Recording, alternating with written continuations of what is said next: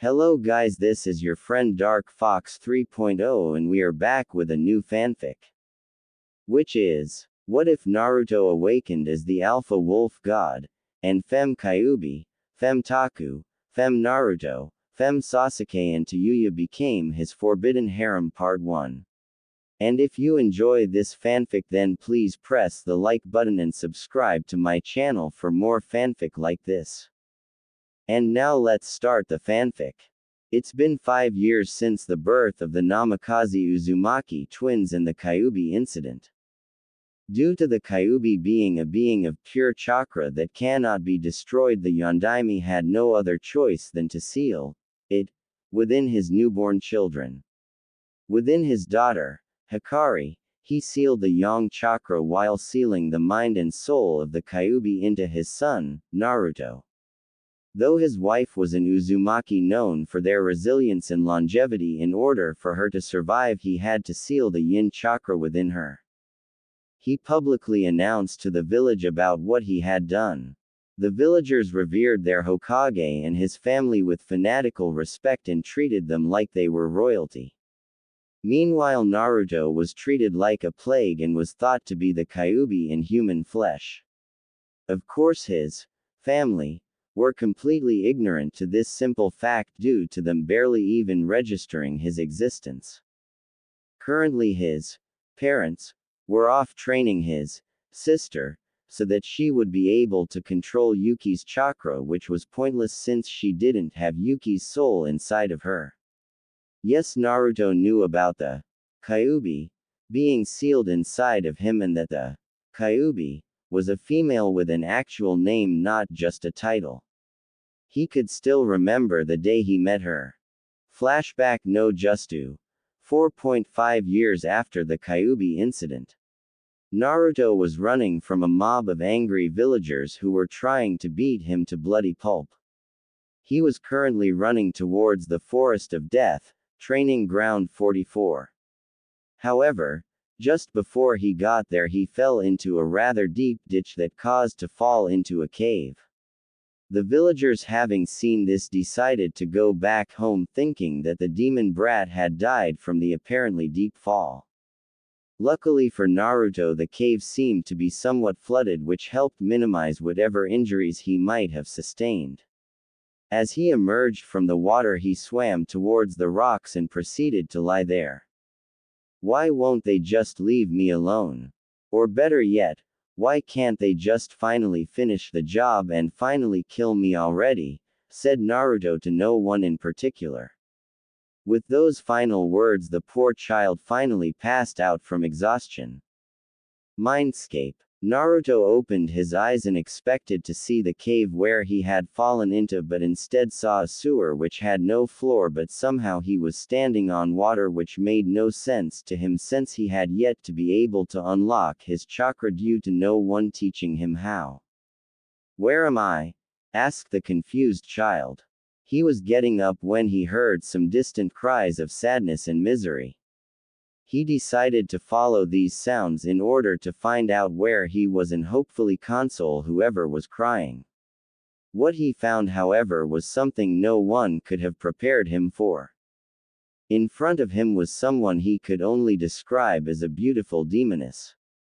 Her hair was such a pure white color that it seemed as though nothing could dull the pure color. Her eyes a wonderful icy blue with slits instead of pupils. She stood at 5 feet 8 inches with D-cup borderline D-cup sized with an hourglass figure. She was wearing a royal kimono that left little to the imagination. The most notable thing about the beautiful demoness were her 2 white wolf ears on top of her head and her 10 white wolf tails coming from her rear. The wolf-like demoness was currently sitting on the water behind what seemed like a huge cage with her knees pulled into her chest while you could hear her sobs reverberating through the mindscape. Completely ignoring the cage, Naruto decided to walk towards the female in order to comfort her. Once he reached her he wrapped his arms as much as he could do to his short arms and tried to console her by rubbing her back. At first she tensed due to the contact but gently eased into him and kept crying into his chest saying, "I'm sorry. What are you sorry about? Asked Naruto. It's my fault you're treated this way, said the girl rather tearfully and hesitantly. What do you mean? Naruto asked once more. The girl explained to him who she was and what really happened that night that she attacked Konoha. Once she finished her story, she expected him to be angry at her and to hate her, but instead she felt his hug grow slightly tighter while he said 4 words that she never thought he of all people to say.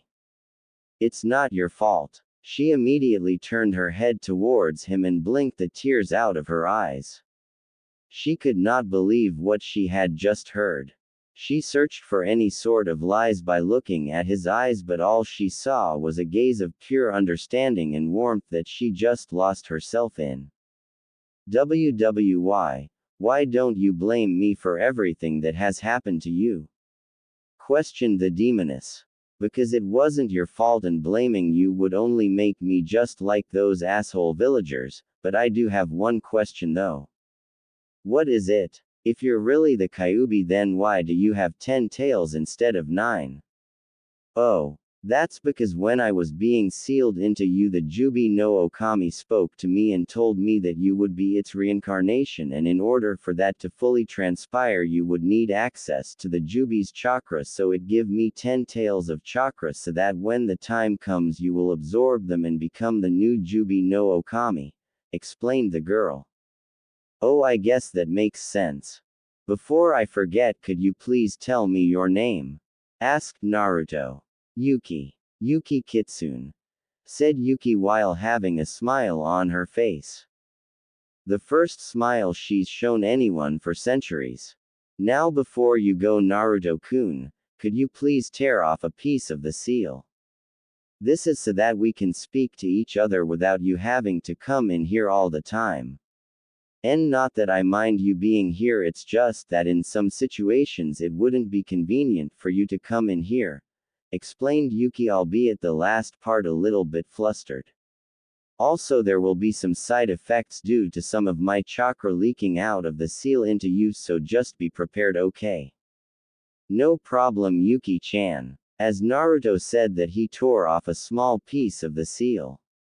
Then all of a sudden some white and black chakra flowed towards Naruto and started entering his system.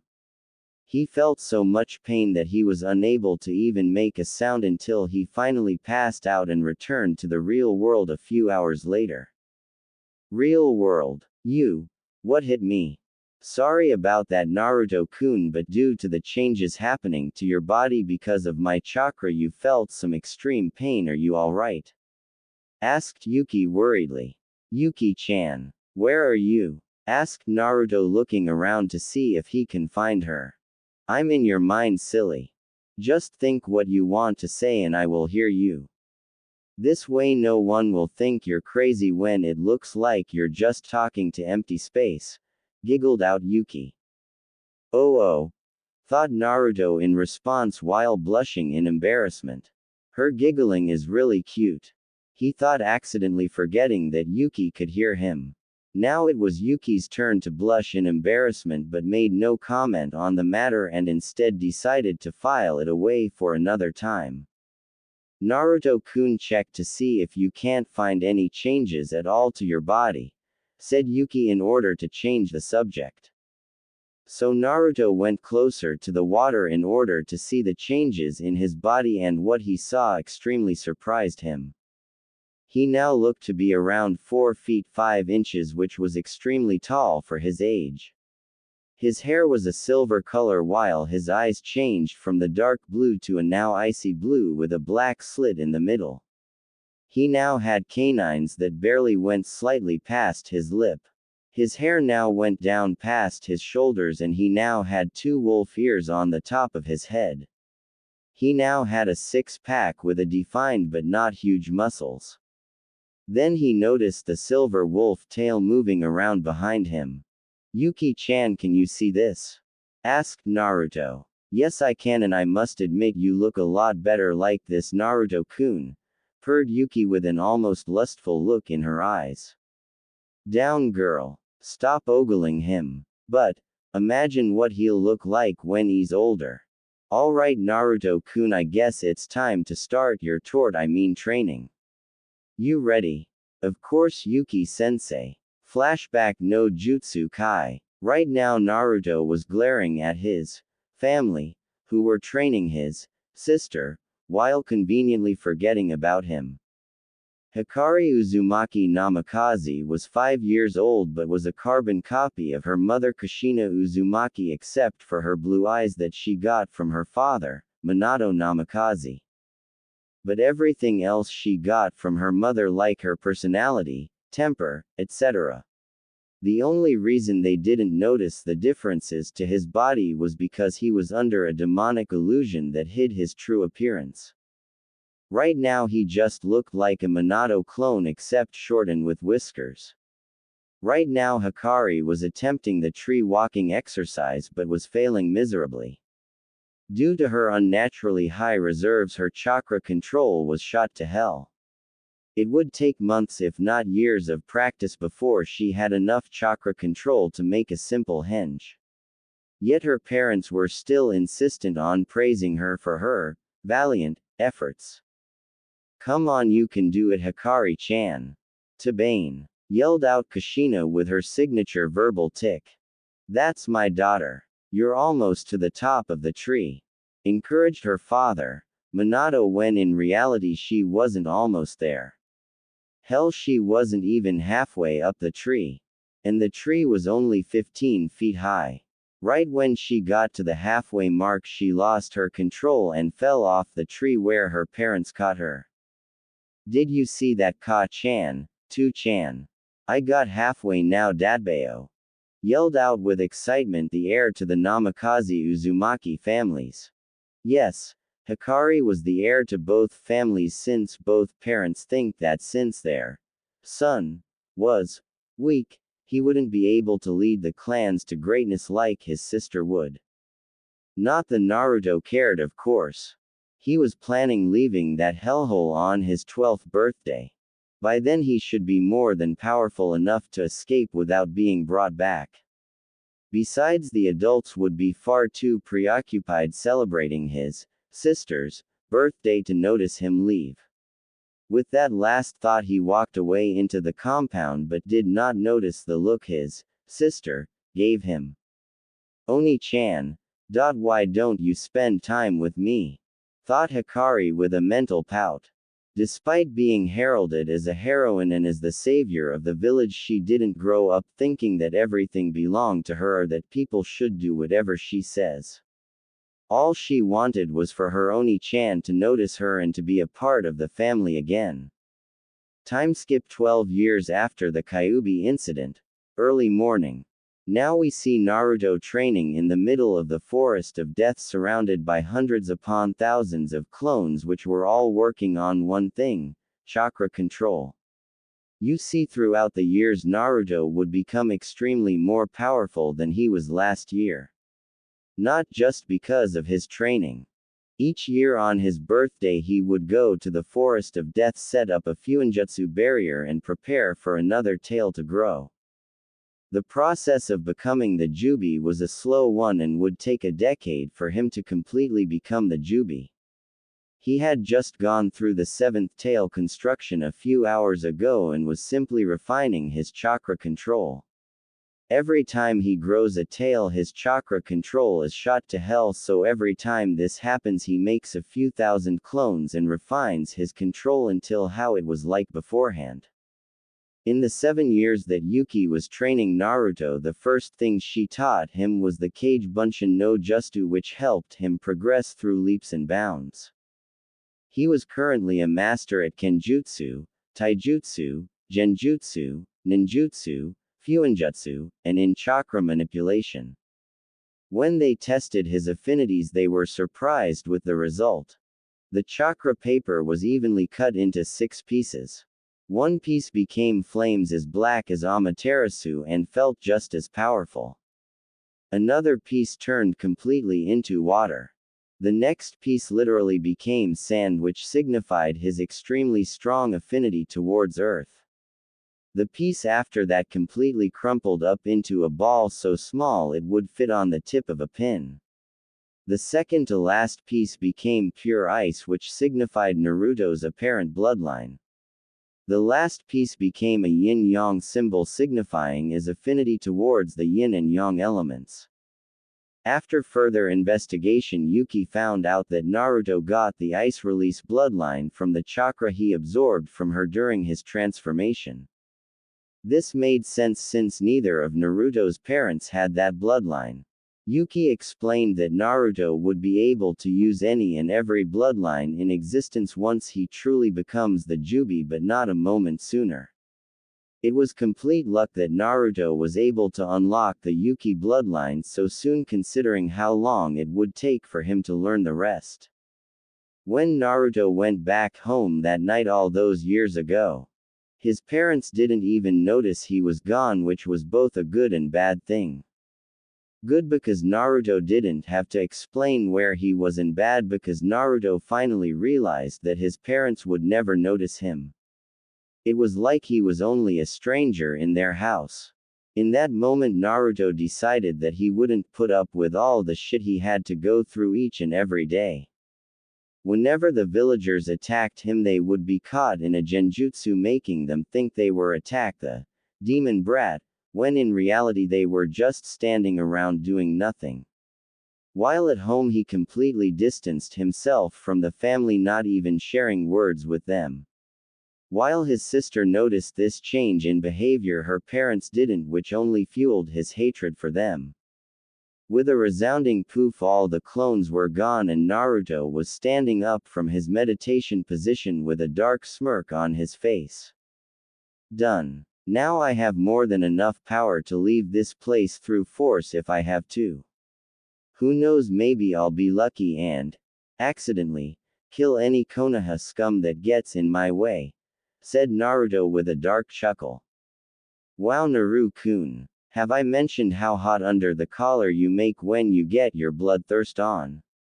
Said a rather horny Yuki.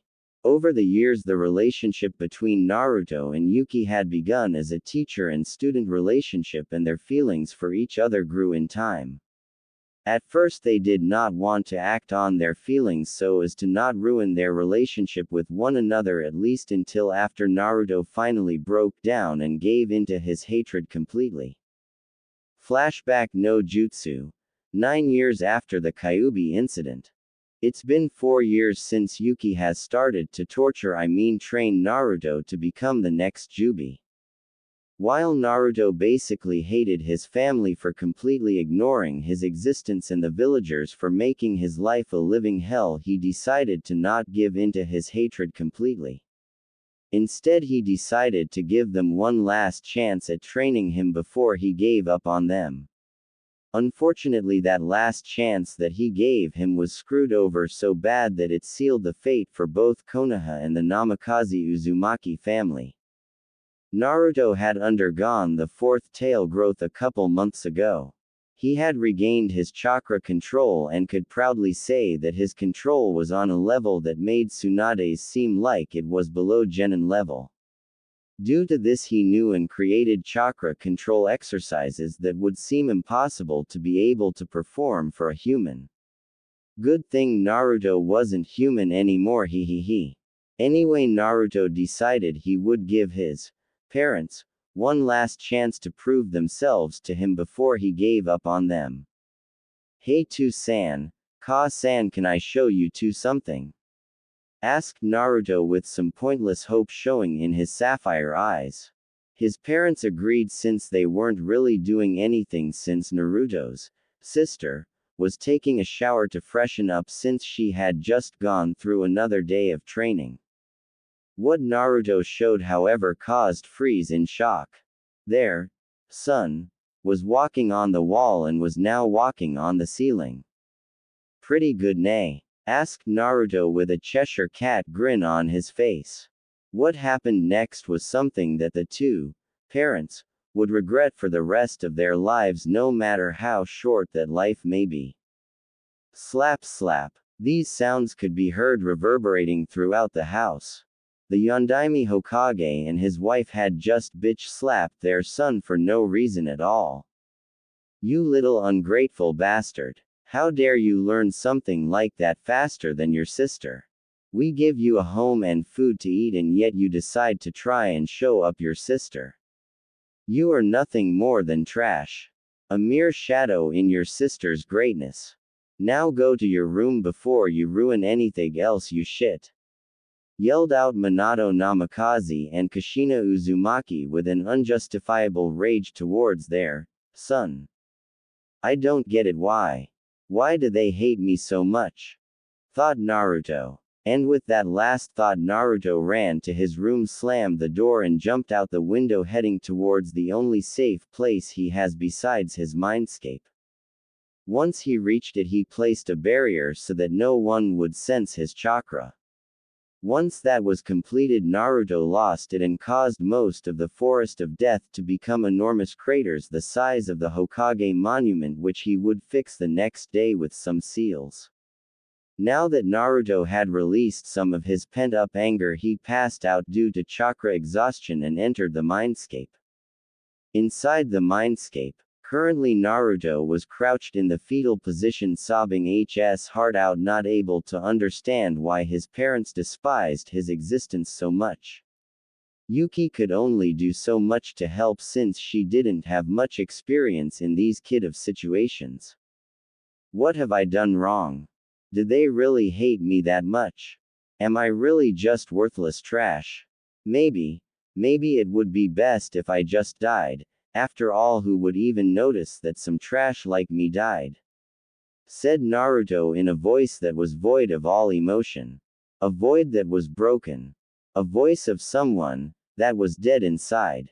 Slap. Once again Naruto found himself cradling his injured cheek for seemingly no reason at all. He stared at Yuki in shock as tears kept dripping down his cheek like a broken dam. On why Yuki slapped Naruto was that she couldn't take it anymore. She couldn't bear to see the person of her affections be so utterly vulnerable and broken like this. She just couldn't. Because it was killing her inside to see him like this. Don't you dare say that again. I don't ever want to hear you say that again. Do you understand me, Naruto-kun? Screamed out Yuki with such a ferocity that it shocked Naruto. Naruto's face was covered by his bangs, giving him an air of depression and self-loathing. But wouldn't it be easier for you if I were gone? You would be free instead of being stuck inside of a person like me. Whispered out Naruto so quietly that Yuki was only able to have heard it due to her being so close to him. Yuki grabbed his shoulders and made him look at her. Ice Blue met Ice Blue in a stare-off. One filled with pain and uncertainty while the other filled with understanding and love.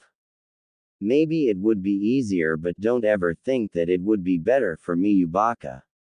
It would be hell knowing that you were forever gone from my life. You are not trash, you are the one who will change this world.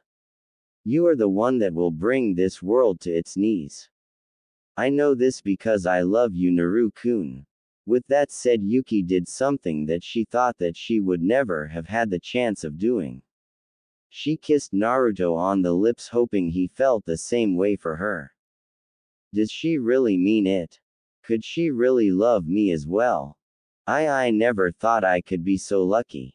After a few moments of shock and just as Yuki separated from the kiss, disheartened Naruto brought her back in for another kiss, which caused Yuki's eyes to widen in shock this time.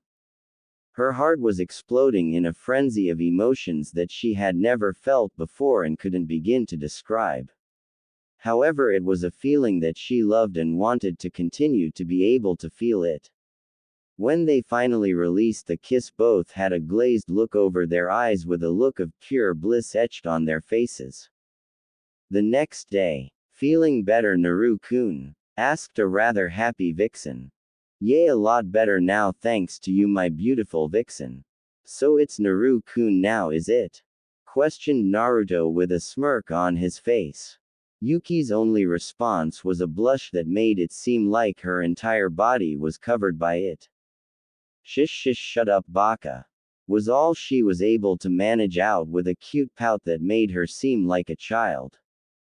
Oh, and Yuki Haim, there has been a change in plans. We're not just gonna leave this pathetic village. We will come back and raze it to the ground. We will make them all pay for what they have done to us. We will completely break their souls and bodies, and we won't stop until every single person WHO has ever wronged us is dead at our feet. Declared Naruto with a dark smirk on his face and with such a ferocity that it sent goosebumps down his vixen's spine. With that, they began their plan, and Naruto's training was raised to new levels of intensity so that he would be unstoppable when the time came for him to show Konoha why you don't anger the alpha wolf. Flashback no Jutsu Kai.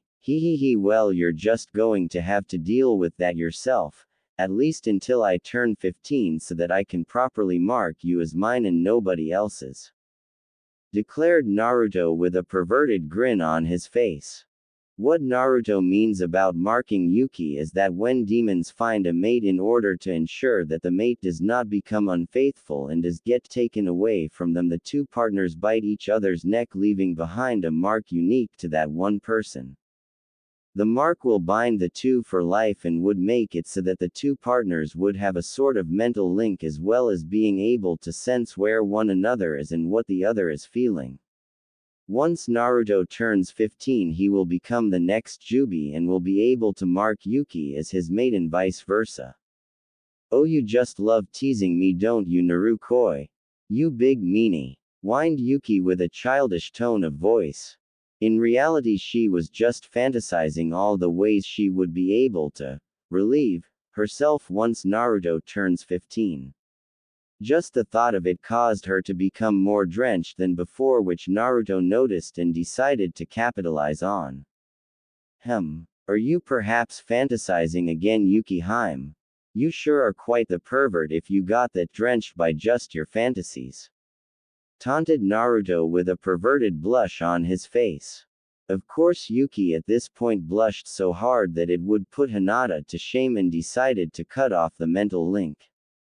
Seeing as how he wouldn't be able to talk to Yuki for a while, since she was currently relieving herself of some stress, which could take hours before she finished, Naruto decided to do the one thing he could that particular morning. Go the Uzumaki Namakazi compound and wait for the right moment to escape. He could easily escape at any moment, but he wanted to make sure to make those Konoha trash suffer. The last anyone would have seen would have been Naruto disappear in a flash of silver. Namakazi Uzumaki compound. Currently in the compound, no one except Naruto was awake due to it being 5 in the morning. Which was a good thing for Naruto, since he accidentally flashed himself into the middle of the living room instead of his room. Yes, Naruto knows the Hiraishin as well as the Rasengan. He may hate his father with a burning passion, but he would still acknowledge the man's technique's usefulness. The reason why his was silver was because the color of the flash was created by the user's hair color. Since Naruto's natural hair color was silver, the flash became silver in color. Realizing his mistake, Naruto decided to fly up the stairs and enter his room without so much as making a sound. By fly, I mean that Naruto is able to fly through his godly control over the wind. Thanks to such masterful control, Naruto is able to fly at speeds exceeding speeds of Mach 24 with no noise whatsoever. Once entering his room, he took off his dirty clothes, threw them into his closet, jumped into bed, and fell asleep. A few hours later, it was now 9 in the morning, and Namakazi Minato along with his wife Kushina and daughter Hikari were in the dining room enjoying a delicious breakfast cooked by Kushina. They were currently talking about Hikari's birthday party. So Hikari-chan, are you ready for your big day? Asked a very happy pair of parents. Why were they so happy? Well, now that Hikari was old enough, she could sign one of her godparents' summoning contracts. Minato was hoping that she would choose the toads, while Kushina hoped that she would choose the slugs. Totally, today's gonna be great, Dadbayo. came the generic response from their daughter. However, as soon as she said, her smile seemed to lessen a bit before asking something. Do you think we'll celebrate with Ni-chan as well? She asked silently, hoping that she would finally be able to spend some time with her precious Ni-chan. You see, as the years went by, Hikari's affection for her older brother never wavered and only grew as time went on. It was only recently that she realized that her feelings for her brother went beyond sibling love. She had a crush on her dear brother, which she never told anyone in fear of being judged for it. But hopefully maybe she would be able to change that soon and finally tell her Ni-chan how she feels, and maybe he'll feel the same way for her. He, karma's a bitch. It was at that moment that the parents remembered about their only son for the first time in years. When they realized that they had forgotten about him completely, caused to feel a great amount of guilt inside them. They looked at each other and silently agreed to talk about Naruto later that day before responding Hikari's question. Oh, of course, Hikari-chan, just wait for him to come down and you can ask him, replied Kushina with a smile that reeked of guilt. So with that said, the family waited for Naruto to come down before continuing with their breakfast, except for Kushina, since she still had to make Naruto's breakfast since she forgot to do so, which caused her to feel even more guilty. Luckily for her, she finished just as Naruto left his room and walked down the stairs. As Naruto walked down the stairs, he came upon a sight that shocked him to his very core. His parents and sister were waiting for him in the dining room with breakfast prepared. Yuki Hime, has the apocalypse arrived? These scum are actually noticing my existence. As if I care whether or not these bugs notice me. Thought Naruto with such anger that Yuki thought he might just screw the plan and kill his family right there and then. Luckily, Naruto was a master at hiding his emotions, so while he was angry enough to murder everyone in the village, on the inside he was completely emotionless and calm on the outside. He completely ignored them and went into the kitchen and prepared his own breakfast, which astounded his family, since they didn't know he could cook for himself. Once he had finished cooking, he sat down at the open seat of the table, moved the food his mother had made for him, and begun to eat without so much as acknowledging their existence, just like they had done for the majority of his life. The awkward silence went on for about another 5 minutes before Kushina finally spoke up. Sochi-kun, why didn't you eat the food I made for you? Asked rather timidly the mother of two to her only son. The answer she got was one she didn't expect. Because you haven't made breakfast for me for 5 years. Hell, you haven't even made me anything to eat for 5 years, so why would you start now? Stated Naruto with a dark glare at the end. This only caused both Kushina and Minato to feel even worse about themselves for how they treated their son. Anyways, Ni-chan, would it be alright if you could, celebrate our birthday together with as a family? Asked Hikari with her cute puppy dog eyes brimming with hope. However, the answer she got wasn't exactly the one she was looking for. Family, please, tell me, when was the last time any of you treated me like family? Besides, for the last few years it's only been your birthday and not mine. Replied Naruto. And with that response he put his dishes away, left a clone to wash them, and left. His family didn't notice any of this since they were too busy processing his words. And the more they thought about, the worse they felt. Minato and Kushina felt like utter failures and were already silently crying, while Hikari was openly sobbing and went running up the stairs towards her room. One similar thought going through their heads. What kind of mother, father, sister am I if I didn't treat my own Sochi-kun, Ni-chan, like family? With Naruto, while his family were suffering in guilt because of what they had done. Naruto was currently walking towards the forest of death under a genjutsu so that no one without the same amount of chakra control as would be able to see him. If they could, then they would be running away crying towards their mothers, who would do the same as soon as they saw him. Naruto's face was one of pure rage and hatred. His face was set into a dark scowl and his eyes were glowing with chakra that was a moments away from leaking out.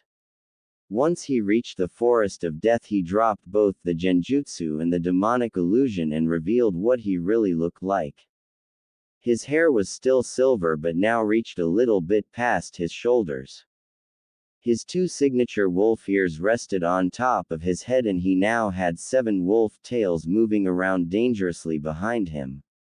He was now 6 feet tall and his muscles were more compact so that he wouldn't look overly muscular, but due to his muscles being so compact it would take a blade reinforced with a lot of chakra to be able to even give him a scratch. He now wore black baggy pants that had a ton of pockets on the sides and black combat boots. His long-sleeved shirt was also black with a picture of the Jubigan on the front. He also wore a cloak similar to the one Minato wore, but instead it was silver with the kanji for Nadaime Jubi in what looked like blood. What changed the most over the years were his eyes. His right eye could now turn into the Jubigan while his left eye could only turn into the Rinnegan. The difference in the two being that the Jubigan had 3 tomos per ring while the Rinnegan had none.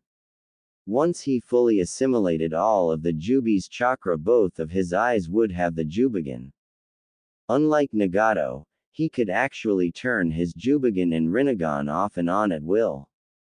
Also, unlike Nagato, he wasn't a frail guy with metal rods coming out of his back. Maybe it was a personal preference, but moving on. Now that Naruto was no longer hiding under an illusion, he decided to do the one thing that was on his once he put up a barrier. Destroy. Which was what he did for a few hours before going back to the compound and preparing for the party. With the Namakazi Uzumaki family right after Naruto left, the entire compound felt desolate. It felt as though there was an aura of depression and self-loathing all around the compound. Which was pretty much true due to how the Namakazi Uzumaki family was feeling right now because of what Naruto had said. At first they didn't want to believe him, but the more they thought about it, the more undeniable his claims became. Kushina even went so far as to check all the photo albums and saw that since age 5 Naruto was mostly away from the family with depressed or angry look on his face while he completely stopped appearing in picture at age 7. That's 5 years where they didn't even take a picture of him on his birthday or any other special occasions. Naruto had basically become a stranger to them and it was all their fault. They couldn't even name a single thing he liked or disliked and didn't even know his favorite color, but when they think of Hikari they know practically everything about her. Her favorite color, her likes and dislikes, and her dreams for the future. They felt like they had failed as parents. They ignored their only son, all because of a prophecy brought to them by the toads. Flashback no Jutsu. 3 years after the Kyuubi incident, Minato Namakazi was currently working on the bane of all cages, paperwork. The damn creature that seemed to multiply every time he takes his eyes off it. He was praying to Kami-sama for some sort of distraction so that he may stop working on this demonic paperwork. Almost as Kami-sama had heard his request, a crash could be heard right outside his window. When he looked to see what it was his old sensei Jiraiya of the Sannin. Damn it Gaki, what kind of cage doesn't leave his window open so that ninja can enter at a moment's notice? Asked Jiraiya rather stupidly. A smart one that doesn't want to get killed by random ninja coming into her office. Deadpanned Minato with a sweat drop on his head.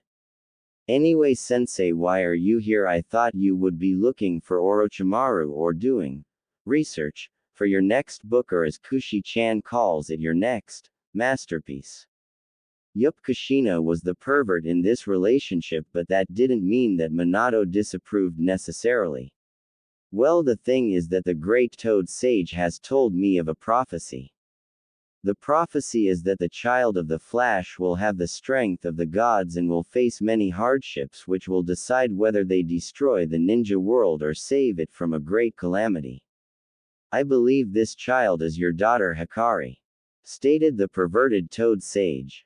Are you sure that she's the child of prophecy sensei? Positive, there is no doubt about it. Your daughter will change the world and we have to make sure it is for the better, so it is best if you train her early so as to prepare her for the road ahead. Replied the toad Sanin in order to erase all doubts from Minato's mind. Well then, I guess I should go and tell Kushi-chan the good news. Later, sensei, try not to get caught peeping. And with that, the Yondaime flashed back to the compound. At the Namakazi Uzumaki compound, Kushina was currently cooking dinner for her family when suddenly she felt her husband flash into the compound. When she turned around to look at him, she saw a look on his face that could only be described as pure joy. Minato rushed and picked her up and twirled her around with a huge grin on his face while she giggled in happiness. Minato hadn't been this ecstatic since Hikari was born. Wow, what's got you so excited, Minato-kun? Asked Kashima with a happy smile on her face as her red hair swirled around her and her husband. So Minato carried her over to the living room and sat her down on the couch. He then proceeded to tell her everything that Jiraiya had told him earlier that day. To say that Kushina was happy and surprised would have been like saying that Tsunade's were only a slightly larger than what is considered the average. I mean, honestly, those were huge. Well, looks like we'll need to start training Hikari-chan as soon as possible, and Naruto-kun's will have to wait for a while. After all, she'll need the training more than Naruto-kun, said Kushina, not knowing that her son was able to hear everything they were saying due to him being right outside the living room the entire time. This saddened him, of course, but decided to simply accept it due to his trust in his parents. No one could have imagined how badly the prophecy would have affected Naruto's life and also how much of a blessing it ended up being for him. After all, without his parents' foolish decision, he wouldn't have become the great Jubi no Okami and he wouldn't have had Yuki as his mate. Flashback no Jutsu Kai. Remembering that moment caused guilt and pain to be felt in the hearts of Minato Namakazi and Kushina Uzumaki. If only they had been better parents to Naruto, then they would still be a happy and loving family. They felt like complete and utter failures. How could they have done this to their own flesh and blood? They even named him after the hero in Jiraiya's first book as a sort of sign of his future greatness, when in truth they had shunned him and disgraced his namesake with what they had done. Do you think that he can forgive us, Minato-kun? Asked a heartbroken Kushina. I'm sure he will. Especially if we offer to train him. If we train him in our specialties, I'm sure he'll forgive us and love us again. Responded Minato with an air of reassurance around him. Now let's get ourselves and Hikari ready for the party and hope that Naruto-kun comes back in time for the party. If he doesn't, then I'll send some Anbu to look for him. Later that night, it was now time for the party to start and all the guests have arrived. The Hyuga family, the Uchiha clan, the Sarutobi clan, the Inuzuka clan, the Yamanaka family, the Aburame clan, and the Akamichi clan were all present, along with the Nara clan, whose male members were trying to sleep while the wives' mothers were reaching for their frying pans that seemingly appeared out of nowhere. At first it seemed as though Naruto would not arrive and that Minato would have to send his Anbu to search for him, but at the last moment Naruto showed up from the depths of his room almost as if he were there the entire time. He wore no fancy clothing, all he wore was some regular pair of pants and a red t-shirt. His parents frowned at his choice of clothing and asked why he wasn't wearing a male kimono for such an important event. His simple answer was, "How can I wear something that I do not possess?" This obviously caused their guilt to return full force. The party began with Hikari receiving a huge amount of presents from all the guests while Naruto received none due to his existence being completely forgotten by the other clans, which when they noticed moments after felt rather guilty, just like Minato and Kushina decided to make it up to him the following day with presents that they would either make or buy for the boy. It's a shame they would never get the chance. It was time for the birthday girl and forgotten birthday boy to blow the candles and make a wish. It was at this point that Naruto decided to begin his escape, since all of his belongings were sealed into his seals that were inscribed onto parts of his body. However, just as he was about to leave the room, his parents did something unexpected and unplanned for. "Sochi-kun, where are you going? You and your sister have to blow out the candles and eat some cake. It is your birthday after all," asked Kushina Uzumaki, not knowing about Naruto's plan of escape. And also not knowing how much anger she had just awoken within Naruto. Naruto had frozen the moment he had heard those words, and the temperature in the room had fallen so low that even the clan heads start shivering in fear. What is this horrible feeling? Why do I feel so afraid of what that boy is about to do or say? Were the thoughts shared by the clan heads, and the Anbu hiding inside the houses waited for the boy's answer.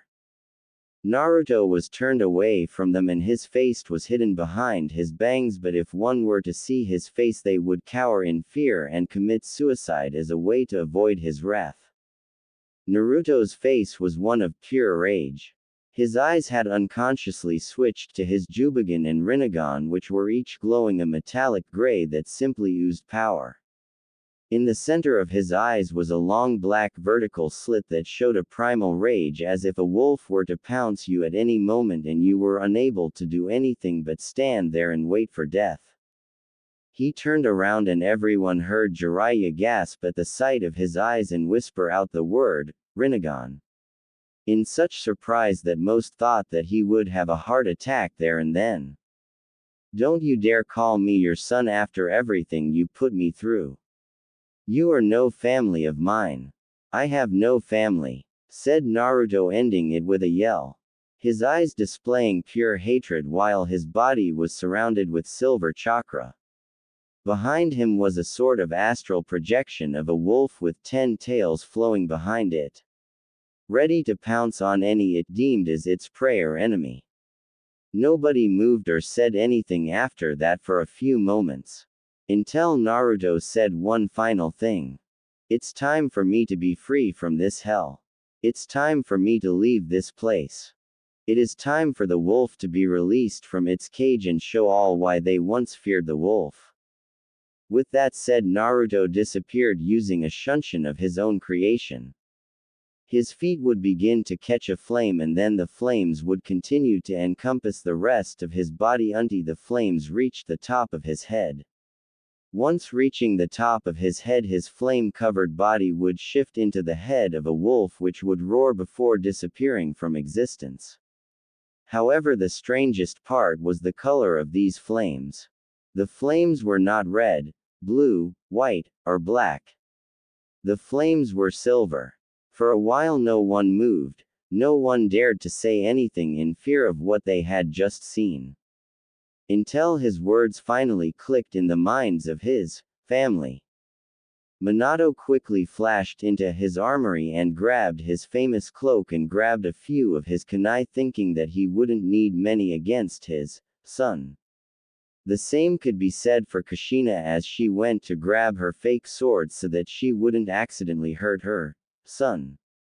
And finally Hikari went to quickly change so that she could go with her parents to bring back her dear Oni-chan. Unfortunately for them, they wouldn't be able to bring him back even if they were to go all out. Within a few seconds they were back in the living room and the Yondaime ordered the Inuzuka, Uchiha, and Akamichi clan heads along with Jiraiya and Tsunade to help him get his son back to Konoha. Hopefully seeing who he has to fight, Naruto would come back peacefully and there would be no reason to injure him in any way.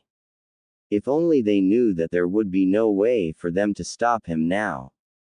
A few miles outside of Konoha, Naruto was furious. How dare those trash try to regret their actions and try to fix their mistakes by simply allowing him to celebrate his birthday with his so-called family and their friends. He could have been in Kirigakure by now, but because of his anger he decided to go at a walking pace so as to allow them to catch up to him so that he could try to take out his pent-up anger on them. Thanks to his sensor abilities he could tell that the Konoha scum were closing on him much too slowly for his liking. At this rate it would take them 5 minutes to get to him before he proceeded to completely and utterly defeat them before finally leaving for Kiri. Why was he so intent on going to Kiri? Well, once he heard about the bloodline purges going on in that hidden village, he just couldn't let this go unpunished. These people were being unfairly killed off simply because they were different from other people. Simply because they had an advantage. They were like him and he'd be damned if he would let them suffer like he did without doing anything about it. It seemed as though they were about to arrive. It would be rather rude of him if he didn't give them a proper welcome, wouldn't it? Naruto turned around and activated his Rinnegan instead of his Jubigan. Seconds later the Naruto capture party had arrived. Sochi-kun come on and let Shinra Tensei, and with that everyone besides Naruto was sent flying away and crashing into trees before falling on the ground in pain. Naruto walked towards the group and stopped approximately 10 feet away from them before deciding to turn his attention towards Jiraiya of the Sannin.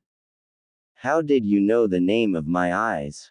asked Naruto while releasing a lot of killing intent, which will now be known as Ki, leaving no room for anything other than complete and utter submission to him. 0010 of my students had the Rinnegan, but he died along with his fellow companions who I also taught. Naruto, this is great news. You are the child of prophecy. Those eyes are said to be same eyes that the famed Rakudo Sennin wielded himself. Come back to the village and we'll train you. That's what you wanted, right? Right now Jiraiya was showing a face of happiness while in his mind he was fearing for the well-being of himself and everyone with him, including Konoha. If he has the Rinnegan, then with enough training he could easily destroy Konoha without so much as breaking a sweat. We have to convince him to come back at any cost or we're screwed, thought the terrified Sannin frantically.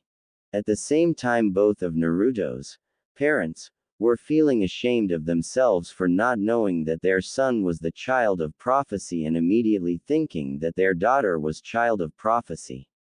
Why? Because somewhere deep inside their minds they simply thought he wasn't good enough to be that powerful. And that thought brought them to this situation. Ni-chan, do you hear that?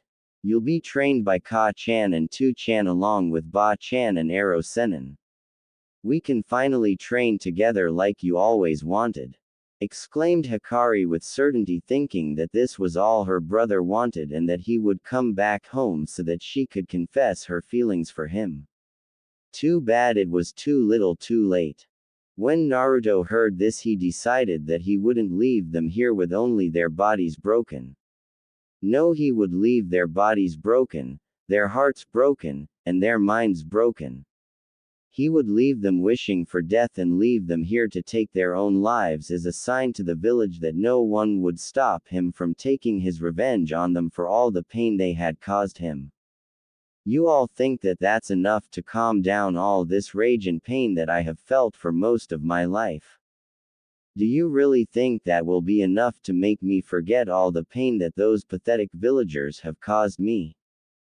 Did you even know how many times those bastards have tried to kill me in just a week, let alone my entire life? And you think that I would go back to that kind of life just so that I could receive some training from you pathetic humans? I have power you worms could only dream of. And now I will give you the privilege of witnessing this power firsthand. Tsukiyomi. And with that, everyone in the group were now stuck within the world of Tsukiyomi. Each one of them woke up alone and noticed the red moon in the sky and also noticed Naruto standing right in front of them. However, when they saw what was behind him, they nearly released the contents of their bowels. Behind Naruto was the Jubi no Okami with the Kyuubi no Kitsune standing right next to it with dark grins on their faces. For the next 72 hours you will experience all that I had to experience at the hands of those worthless villagers. And the best part is that each time you die only 1 second will have passed. Have fun, you Konoha scum, said Naruto with a dark smile on his face as he slowly disappeared from existence along with the Jubi and the Kyuubi. Once Naruto left the world of Tsukiyomi, he saw the bodies of all the Konoha scum in front of him go limp, yet they were still breathing. While they had been suffering for the 72 hours in Tsukiyomi, only 1 second had passed in the real world. Of course, when they woke up they would have to go through some extreme rehabilitation to be able to function properly and to be proved as sane. After all, they would at least need a Yamanaka to wipe a few of their memories in order for them to be approved as mentally stable. Not that Naruto is. Hell, if a Yamanaka were to enter his mind, he'd probably kill himself the moment he left his mind. After all, who needs sanity when you have insanity? Now that the Konoha nin were taken care of, Naruto finally started heading towards Kiri, albeit at a slower pace than he would have wanted, but still at around Sannin speeds. Why was he going so slow, you ask? Well, cause he was having an internal tongue battle with Yuki, so by going at only Sannin level speeds he could still pay somewhat attention to his surroundings while simultaneously going at a rather fast pace, all while most of his attention was in his mindscape. Unfortunately, he wasn't paying enough attention to notice the two people running towards him at Junin level speeds and ended up crashing into them and ending the tongue war with Yuki, who now wanted to kill the ones responsible for knocking her mate out of the mindscape. As soon as he saw the people he just crashed into, he simply couldn't believe the luck he had. It was like Lady Luck was making up for all the shit he had to go through as child by giving the best luck in the world. He had just crashed into the one person he was looking forward to meeting from Kiri along with some random ice user. The reason why Naruto could tell this person was a Hyouten user was because of her smell. She smelled of ice and snow almost like the smell of a nice winter breeze. That and the fact that she was forming ice and bonds as he was smelling her. Yeah, that totally didn't have anything to do with it. Who are you and why have you intercepted us? Basically yelled out Zabuza Momochi, one of the 7 swordsmen of the mist and master of the silent killing style. As he was about to reach for his giant blade, he suddenly couldn't move. It was as though his entire body from the neck down was completely frozen. The same could be said for Haku. Ah, it seems you two finally noticed that you have been frozen. Took you long enough. And you call yourself one of the 7? Replied Naruto, who was doing his absolute best not go and ask Zabuza for an autograph. After this person was the one who murdered his entire graduating class just for fun. This guy would have been his hero if Naruto wasn't a primordial god. After all, according to Yuki, it would be unbecoming for a god to have someone they viewed as an idol. How do you have this bloodline? I thought I was the last Yuki. Exclaimed Haku, who suddenly felt extremely ecstatic to be meeting a possible family member. Well, I'm sorry to say, but you probably are the last Yuki. You see, my bloodline doesn't come from my parents but rather from who I am and what I will become. So no, I am not another Yuki, but that does not mean that I cannot help you with your Hyouten abilities. Replied Naruto with a true smile. Not the dark or cruel smirks he gave to his enemies as they suffered, but a true smile that held warmth and happiness in it that comforted those that were lucky enough to witness it. "You still haven't told us who you are," yelled out Zabuza rather impatiently. "Well, seeing as how you're both from Kiri and one of you is a bloodline user, I can safely assume that you are both on the side of the rebels, am I correct?" After receiving two nods he continued. "Well, my name is Naruto Okami, formerly known as Naruto Uzumaki Namakazi, and I have come to help you rebels in killing the current Mizukage." For a few seconds both Kiri Nin stared at Naruto as though he had grown a second head and started laughing. Which Naruto expected, but was still slightly surprised that they laughed at him. He then did the only natural thing one does in an anime if someone laughs at you. Roll yourself up into a ball and have a cloud of depression hang over you while releasing lightning strikes of despair pierce his heart. He recovered moments later when the laughing finally stopped and decided to simply show them some of his memories in order to prove his claim while leaving out a few of the more gruesome and perverted ones. Insert perverted giggle here. Once they viewed his memories, they immediately paled and started begging for forgiveness after seeing what he did to Yondaime Hokage. "Who's laughing now? Ha ha ha ha ha ha," thought Naruto with a cruel smile on his face. "Now do you believe me?" asked Naruto with an innocent smile on his face. His only response was a pair of rapid nodding heads that seemed like they would be ripped off at the speed they were nodding. "Now that we are properly introduced to one another, I believe it is time for me to unfreeze you both so that you can guide me to Kiri." Now that the two were unfrozen, Naruto could take notice of Haku's beautiful face and silky black hair. He had to fight back a blush. There was no way a god would blush from simply admiring a woman's face. It would unbecoming of him, and Yuki would never let him live it down. "Wow, Naruto, seems like you've found your second mate. You sure do work fast, huh?" said Yuki rather teasingly. Since Naruto was going to become a god, it would only be fitting for him to have a harem. At least that's what Yuki said, and Yuki is never wrong. Of course, Naruto said that if he had to have a harem, then he would have no more than 4 mates, seeing as how it would be difficult to give them all a fair amount of quality if he had any more than that. Maybe, but first she has to agree to sharing, and she has to fall in love with me first. "I won't force her into anything, you know that," replied Naruto. "I know Naruto, and I love that about you." "Alright, I gotta go, Yuki Haim. I'll see tonight in the mindscape to finish what we started," shot back Naruto with a seductive smirk and wink. Naruto walked towards Haku and kneeled in front her while grabbing her hand and giving it a kiss, causing Haku to have a full body blush at the action. "My dear angel from above, may you grace one such as I with your undoubtedly beautiful name?" asked Naruto rather smoothly. It of course caused Haku's mind to completely elt at his words and was reduced to a stammering mess. My name is Haku Yuki, Naruto-kun," replied Haku without noticing she added the kun to his name until it was too late. At this point Zabuza's fatherly instincts kicked in. "Hey, what the hell do you think you're doing? Get your hands off my daughter!"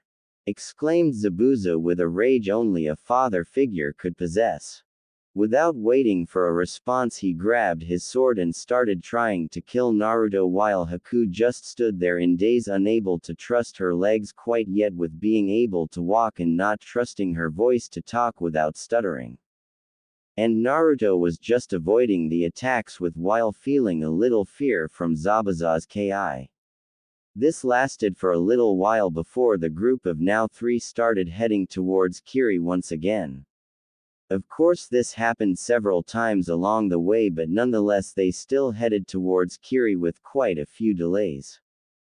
It has been 3 days since Naruto literally crashed in Zabuza Momochi along with his beautiful apprentice, adopted daughter who prefers to go by Haku Momochi rather than Haku Yuki. Not that Naruto minds. Although the overprotective father figure of hers he could do without, but hey, you win some and you lose some. He was already planning on getting Zabuza distracted with a random Kiri kunoichi so as to have enough time for at least one date with Haku to see whether or not they can make it work.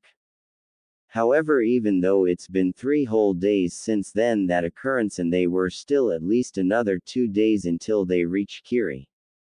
Why were they going so slow? The answer to that is, due to Naruto being a primordial god, his stamina was virtually bottomless. Due to some techniques he has developed, he can reach hidden villages that were halfway across the elemental nations within seconds, but that took at least 3 taels worth of chakra for each person he transported with that technique, including himself, so at his level of chakra control and amount of chakra taels he just wouldn't be able to use that technique with the 2 accompanying him. So they were limited to moving at the speed of low-level Junins due to Haku only being able to keep that speed constantly for hours at a time before being unable to continue. This of course caused them to have to stop at least twice a day before making camp for the night, which always had Naruto as the lookout while the other 2 slept. He'd never wake them up for their shift since he didn't feel tired or sleepy. The reason for this all ties back to him being the Jubi. Due to the excessive amount of chakra and small body in Biju terms, the energy in his body that is produced is much higher than the amount that is being used, so in order to remedy this, Naruto is able to go without sleep for about 2 weeks before he needs to sleep. Even then he would only about 8 to 10 hours of sleep before being ready to go for another 2 weeks. This would different if he was in his Biju form, but due to its rather inconvenient size he rarely uses it, thus causing his lack of sleep. Meaning that for about 96 hours straight Narita has been awake, and for 72 of those hours he was extremely bored. An extremely bored Naruto is not something you ever want to meet, and these upcoming bandits will be an example why. We have been running for 9 hours straight now, Naruto-kun. Could we please take a break? Pleaded the exhausted Haku, who looked completely exhausted. Zabuza wasn't much better off, but his pride got in the way of him saying so. Fine. Geez, you humans can be so slow and you tire so easily. I need so entertainment or I'm gonna kill both of you just to alleviate my boredom. And then I'll just bring you 2 back to life just so that I can do it all over again. Yelled a frustrated Naruto. Yuki was trying to calm him down, but there was only so much kissing could do. Naruto needed to kill something, and a lot of it too. Now that Naruto had allowed them to rest, Haku and Zabuza were resting on a tree while taking their time drinking some water along with some bear meat. The poor bear never saw Naruto coming. 1 minute it was eating a deer and the next second it had been brutally cut into perfectly square 1-inch pieces while simultaneously cooked to a well-done temperature. How Naruto did it the 2 didn't know, but when they asked him he only said, "Nothing escapes the hunger of an Okami. Wolf." They were suddenly snapped out of their thoughts when they heard bandits moving below them.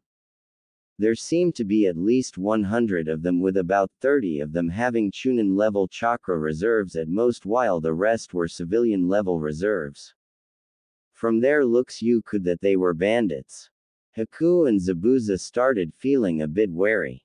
Not from the bandits but from the look on Naruto's face. He was smiling with an insane grin on his face. That smile nearly made them shit themselves right then and there. They started to pray for the poor bandits, hoping their deaths were quick once they heard Naruto's words. Finally, some entertainment. You 2 stay here, I'll go give our guests a warm welcome. Stated Naruto with an insane grin that would make the Joker proud. He jumped off his branch and slowly descended in front of the bandits below. When the bandits noticed him, they saw a kid no older than 12 and immediately thought, easy pickings. That is until Naruto pulled out 2 identical weapons. These weapons would give him a moniker that would strike fear into the hearts of the living. In each hand he held a miniature scythe with brown handles wrapped in loose black wrappings that were large enough for one hand to wield each. The blade itself reached from his wrist to his elbow. The blade itself was made of a pure black metal with a metal wolf skull attached to part of the handle and reaching to about the middle of the blade. Think the scythe from Darksiders 2 but with the slight alterations mentioned. You bandits are lucky. You will be able to die at hands of these blades. Their names are the Shi no Okami no Sum, and it is time for the wolf to feast upon its prey. With that said, Naruto charged at the closest bandit and faster than the eye could follow. Naruto cut of all of the man's limbs including the head. At that moment the rest of the bandits realized they had just signed their death warrants. All they could do was try to run away from this monster. Of course they didn't get far. One by one they fell within a matter of seconds. Some were killed instantly while others were left to bleed out from where they were missing their limbs. Naruto jumped from one bandit to the next, all with a smile on his face. He was completely covered in blood and it seemed as though he enjoyed it. Now there were only 25 bandits left and they all decided to at least try to take him down with them. They thought that since they outnumbered him they could tail him on. The reason why they didn't think of this earlier was because their fight or flight response immediately kicked into flight. If we have to die here today then we'll at least take you down with us, you demon. Yelled out a random bandit. A demon, you say? Why, thank you for the compliment. Said Naruto without a hint of sarcasm. He was being completely honest. He was a demon and he was glad that they noticed it. Thanks to that compliment I think I'll let you live. Then Naruto started charging up his scythes with chakra, causing them to releasing a kind of black smoke. Naruto then sliced the air with each of them forming an X in the air. This launched out a black X-shaped wave of energy to fly towards the bandits. A few of them were quick enough to dodge the attack but 10 of them were at least cut by it. At first they thought nothing of their wounds until they saw their flesh beginning to rot away and it was spreading across their bodies. They started to age away until they were nothing more than dust blowing through the air. The remaining bandits were horrified at the way their comrades had fallen. It was as if that wave of energy was filled with the essence of death. Like it, I call it Shi no Nami. This technique requires no hand signs. All it requires me to do is release my Yuki into blade and slice at the air, instantly creating a wave of death. The shape of the wave can be whatever I wish it to be. I can even change its shape while it's moving towards an enemy. Exclaimed Naruto with a sadistic smirk on his face. I'll leave you trash alive just so that you may tell the world of what happened today. Tell them of what you witnessed here today and spread your fear into their hearts so that they know why all humans feared the dark. They feared the dark because of what thrives in it. And the only thing that thrives in the dark is death. Exclaimed Naruto with his voice becoming influenced by his Yuki. WW what AA or YU? Asked the same bandit that called him a demon. Call me the Shi no Okami.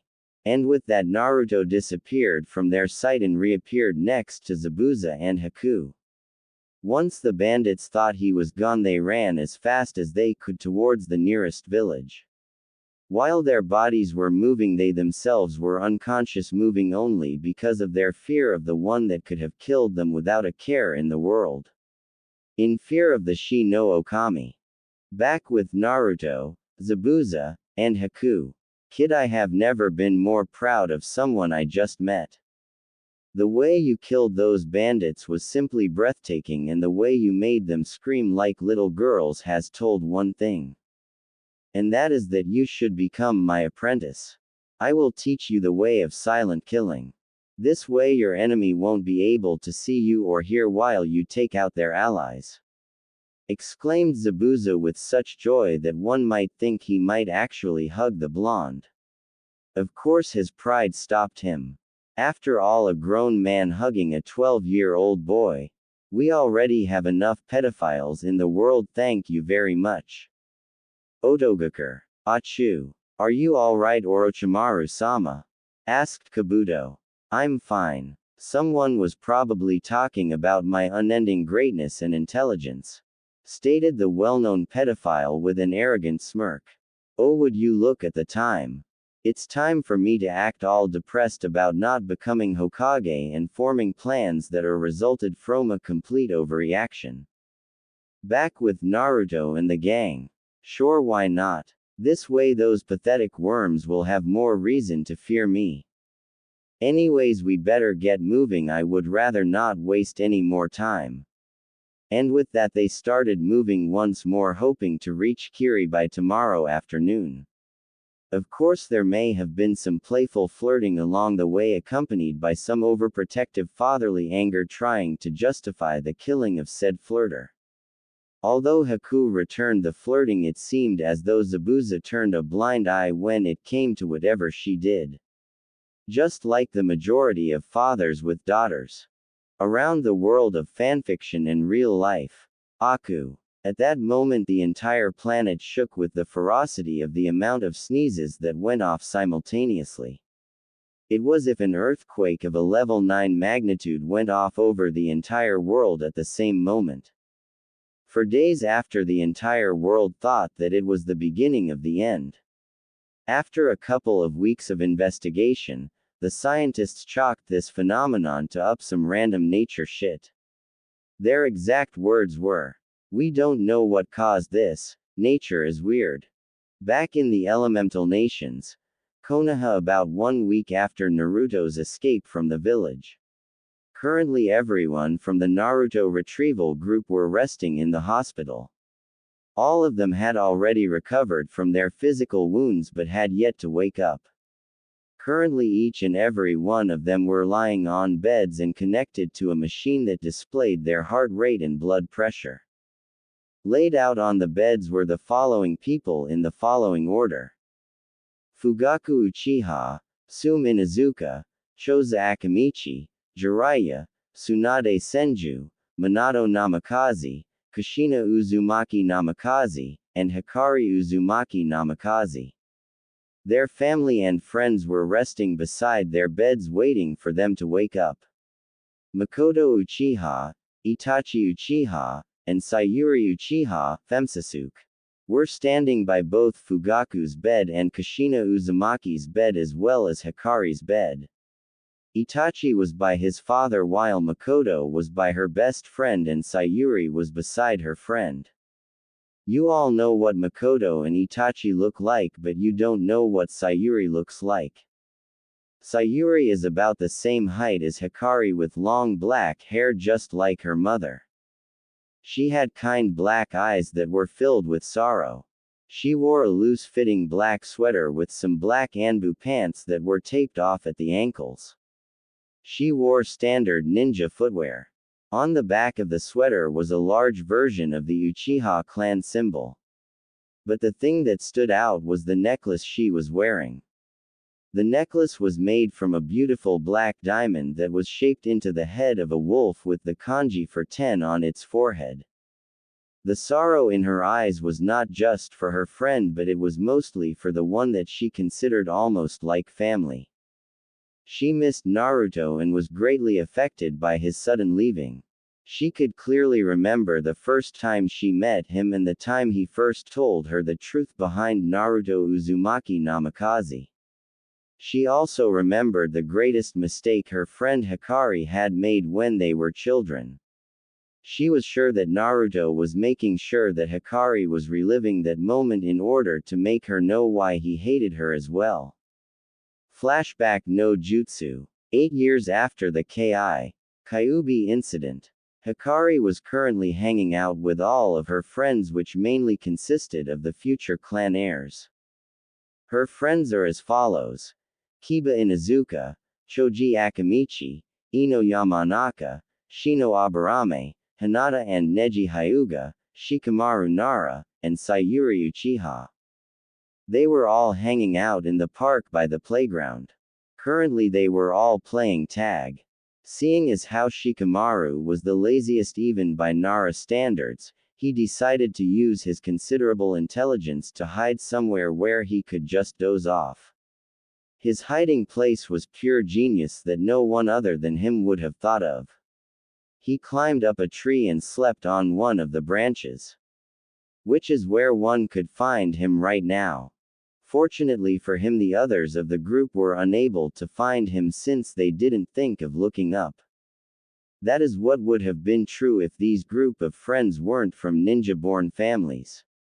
Since they had all started training since they were young, well younger than they were now, they could at least walk up perpendicular surfaces using chakra. Which is how Shikamaru was quickly found by Shino, who then after tagging him disappeared in swarm of insects. Yup, Shino has advanced further in the ninja arts than his fellow peers. Sayuri was at the edge of the park hiding from the rest of the group when she saw a blonde boy who was around her age. He was all alone reading some sort of book. There were no parents or family members of any kind anywhere near him. He wore civilian-type clothing. He had on a blood-red t-shirt with a pair of black shorts with a burnt orange stripe going down the side. As she moved closer towards him, she could see that he had the bluest eyes she had ever seen. It was as though she was staring at an ocean of sapphire filled with pain and loneliness. All she wanted to do was hold him and tell him that everything would be all right and that she would be there for him. She took a few more steps forward and finally noticed that his attention was no longer on his book but on her. "Is there something you need from me, Uchiha-san?" asked the unknown boy with an almost dead tone. His voice sent chills up her spine. Though his voice may sound dead to anyone else, she could tell he was faking it. Because underneath all that pain and loneliness there was a sort of feral power she was able to see. It intrigued her to say the least. "Why are you all alone?" she asked, wondering if she really wanted to know the answer to that question. However, she couldn't help herself from asking. "Because no one wants to waste their time on me. Not even my own family, if you could even call them that," replied the young boy. She involuntarily flinched when she heard his words. "Why is that?" asked Sayuri. She couldn't help herself from wanting to know more about this boy's pain so that she could be able to comfort him. She knew this must be hurting him, but she felt as though she could help him. "Because to them I'm not nearly as important as my twin sister. I'll always be the mistake," stated the boy. After that, Sayuri didn't say anything. She didn't know what she could say.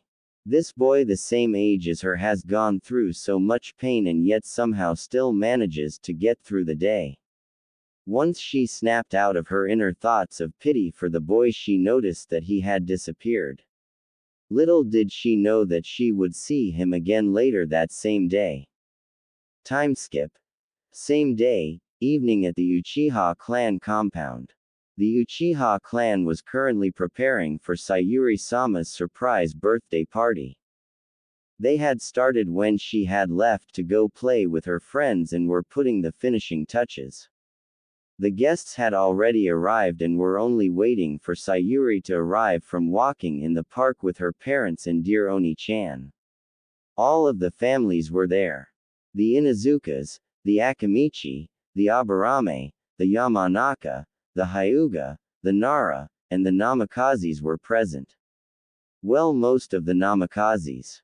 Naruto was missing from the group, not that anyone noticed as usual. A few moments later, the birthday girl arrived with a thoughtful look on her face. What was taking up most of her attention? Well, she simply couldn't stop thinking about the young boy she'd met today. He took up most of her thoughts. Fortunately, not to the point of a fangirl, but a rather close second. Sayuri will not be a fangirl. No exceptions. She was taken out of her thoughts by her dear Oni-chan, who told her to go ahead and open the door to their backyard. When she did as she was told, she bombarded with a loud chant of, "Happy birthday." She had completely forgotten it was her birthday with the occurrences that had chosen to happen that particular day. For a few hours she received her presents, played with her friends, and thanked everyone for their participation. Finally came the time for her to blow the candles and make a wish. That is when her thoughts returned to that boy she met earlier. I wish that that boy and I could be friends. And with that final thought she blew away her candles. After eating a rather excessive amount of cake that can only be possible on special occasions such as these, she decided to sneak away and walk towards the Uchiha Gardens. She loved the gardens where she was surrounded by the beautiful flow of nature. For some reason she just felt so relaxed whenever she was surrounded by nature. Hint hint. When she finally reached the gardens she saw that the lights were on, which wasn't strange since the lights were usually on at this time in case anyone wanted to go for a stroll through the gardens. What caught her attention was the blonde hair she saw sticking out behind one of the bushes. When she went around to see who it was, she saw the same boy she had met with earlier that day. And he was still reading that same book. "It's you," she gasped. She didn't expect to see him here. Usually only members from clans attend her birthday parties. Could that be why he's here? Is he a clan heir? But I've never seen him before today. Just who are you, Blondie? Yes, it is me, the boy stated with an emotionless tone, though she could tell that this time his words held some warmth in them. What are you doing here? Are you one of the clan heirs? Asked Sayuri rather bluntly, but then again she never was good with being subtle. I am from one of the clans, but I am not heir. And to answer your next question, the clan I hail from is the Namakazi clan. Answered the now identified Namakazi. But the only Namakazi I know of is Hikari, so how can you be a Namakazi? Asked the now confused Sayuri. If you remember our earlier conversation, you'd be able to deduce that Hikari is my sibling. My twin, to be exact. I am here because I wanted to be here, not because I was forced to. You intrigue me, Uchiha-san. Just as I do you. Stated the young Namakazi with a small smile. It was so small that she could barely see it, but she did not miss it. My name's not Uchiha-san. My name is Sayuri, Sayuri Uchiha. What's yours? Naruto. Nice to meet you, Naruto-kun. Let's be friends. Stated Sayuri with a megawatt smile on face, silently hoping her wish would come true. Naruto decided that he could at least give her a chance.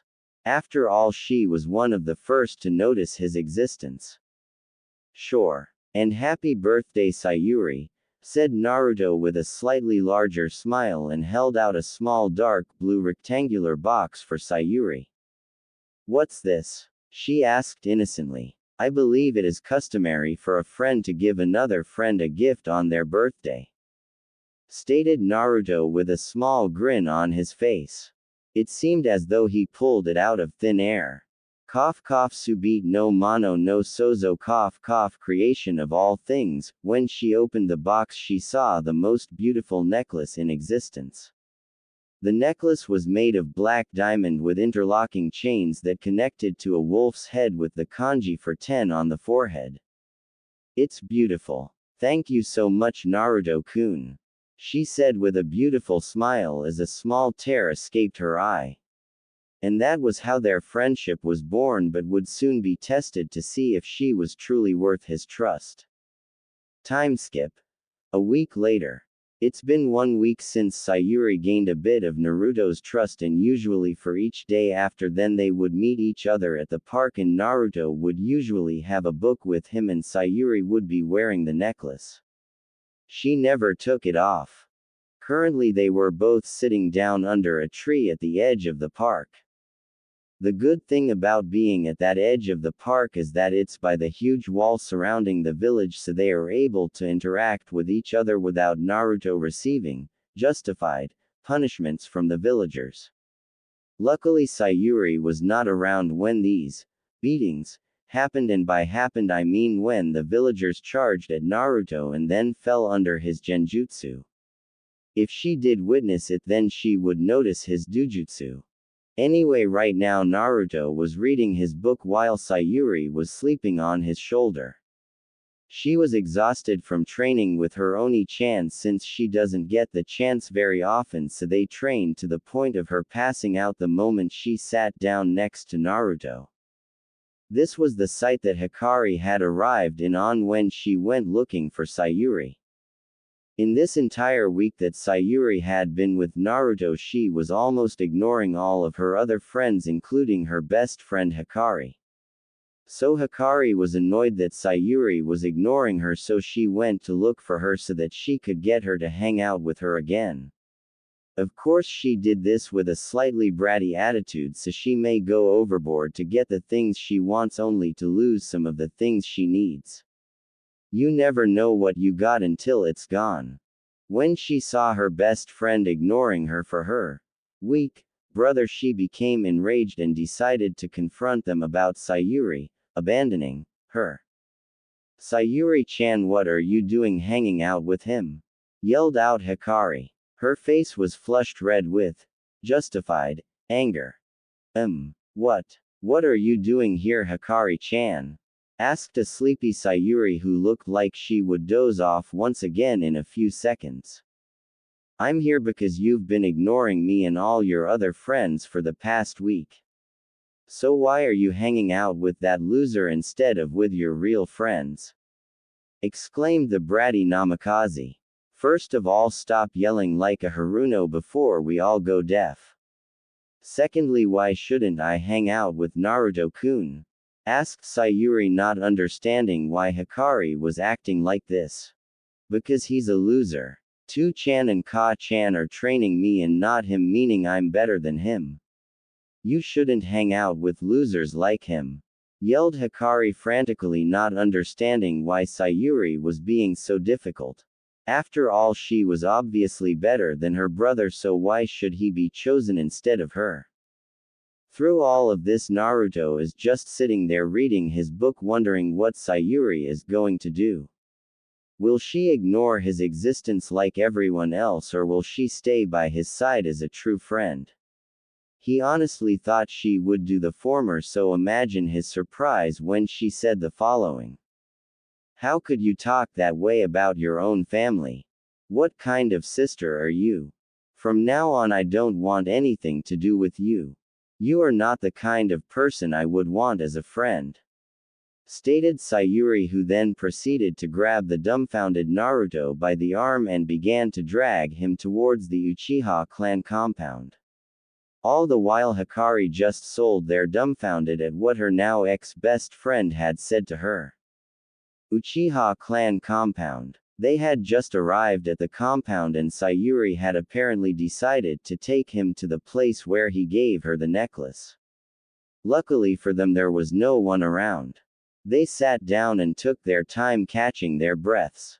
More like Sayuri trying to catch her breath while Naruto was staring at her as though she had grown a second head. "Why did you say those things back there?" asked Naruto with utter confusion. "What do you mean?" responded Sayuri with another question. "Why did you defend me back there? Wouldn't it have been better for you to have Hikari as a friend instead of some loser like me?" asked Naruto once again. "Because your situation is somewhat similar to mine, except on a more extreme level. Sama says he loves me, but I can't help but feel like I'm not good enough for him. My Oni-chan tells me I'm just imagining it, but he doesn't know what it's like to be second best.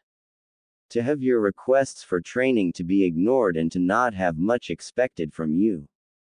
And besides, family should love each other, not treat them like they're trash," stated Sayuri. When she turned to look towards Naruto, she noticed something.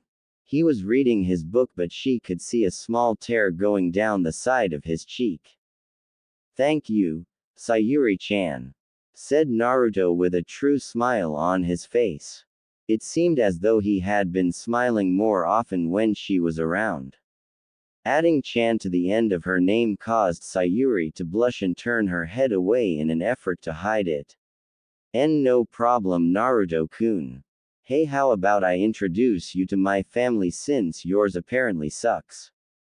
At those words Naruto couldn't help but laugh. How long had it been since he had laughed like this? So with that done they decided to go to meet her family. Time skip. 20 minutes later. Right now Naruto was sitting in Sayuri's living room while sweating bullets. Why? Because he was in a house filled with people just staring at him waiting for him to do something. He could deal with being ignored and he could deal with being hated, but he had no idea what to do when he had 3 people simply staring at him acknowledging his existence. Of course one of those stares was filled with fatherly overprotective anger due to Sayuri holding his hand. "Who are you and why are you holding my baby's hand?" asked Fugaku in a dangerous tone with his Sharingan activated. "Make sure you answer carefully." Sayuri was surprised at how overprotected her father was being that she couldn't help but smile with a little bit of satisfaction. Shit, this guy's really protective of his daughter. With my kind of luck he'll probably hate me like the rest of this damned village. "My name's Naruto, sir. I'm a friend of your daughter." And just like that Fugaku's attitude did a complete 180 and he was all smiles.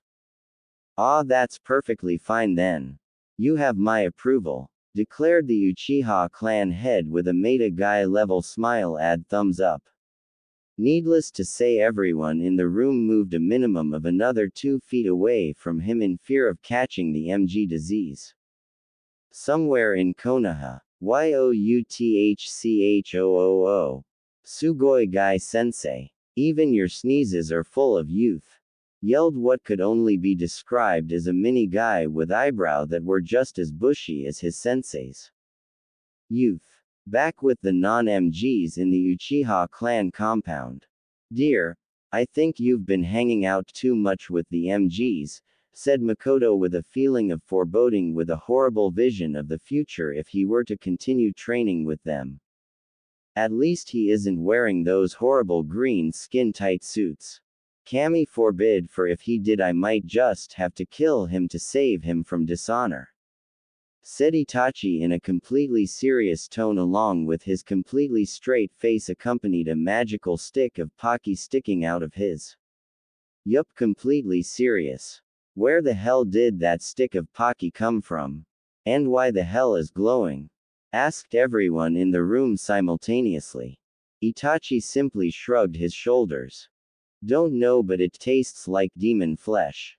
It's actually really disgusting. You could practically see the sweat drops forming on the heads of everyone else in the room." "Well, moving on, Naruto, who are your parents?"